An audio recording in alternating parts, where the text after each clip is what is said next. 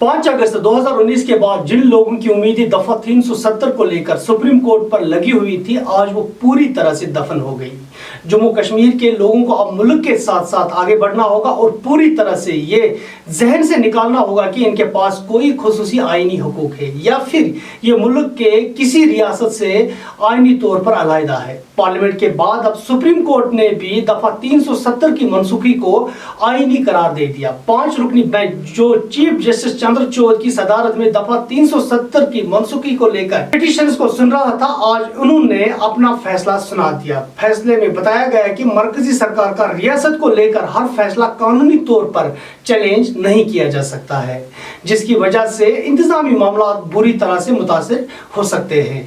Justice Chandrachud ने कहा कि महाराजा हरीश जिन्होंने भारत के साथ इल्हाक किया ने अपने एलानिया में यह कहा था कि भारत का आईन जम्मू कश्मीर के आईन से बालातर है, और उन्होंने मजीद कहा कि दफा 370 जंगी हालात की वजह से एक इंटीरियम अरेंजमेंट था, और इस आर्टिकल को पढ़ने के बाद भी यही इस बात समझ में आती है कि 370 आईन में एक आर्जी प्रोविजन था। सुप्रीम कोर्ट के फैसले में मजीद कहा गया है कि जम्मू कश्मीर का यूनियन ऑफ इंडिया के साथ इल्हाक करने के बाद इसके पास कोई भी जाती सॉवरेनिटी नहीं रही, और इन्होंने कहा कि सदर हिंद के 5 अगस्त 2019 के फैसले से यह पता चलता है कि जम्मू कश्मीर को लेकर लिए गए फैसले के पीछे कोई भी गलत इरादा नहीं था, बल्कि इससे पूरी तरह से यूनियन ऑफ इंडिया में जंग करना था, जो एक ऑनगोइंग प्रोसेस था। इन्होंने कहा कि सदर के पास पूरे इख्तियारात है कि वो दफा 370 को मनसूख कर सकता है, और सुप्रीम कोर्ट में इसकी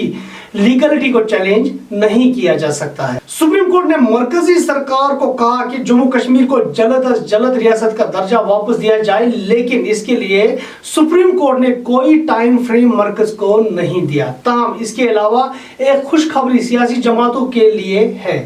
चीफ जस्टिस चंद्रचूड़ ने इलेक्शन कमीशन ऑफ इंडिया को कहा कि 30 सितंबर 2024 तक जम्मू कश्मीर में असेंबली इंतखाबात कराए जाए। 5 सितंबर को सुप्रीम कोर्ट ने तमाम पिटीशंस को सुनने के बाद अपना फैसला महफूज किया था, और आज 5 रुकनी बेंच ने इस फैसले को सुना दिया। दीजिए अपने मेजबान आसिम मोहिद्दीन को इजाजत। खुदा हाफिज।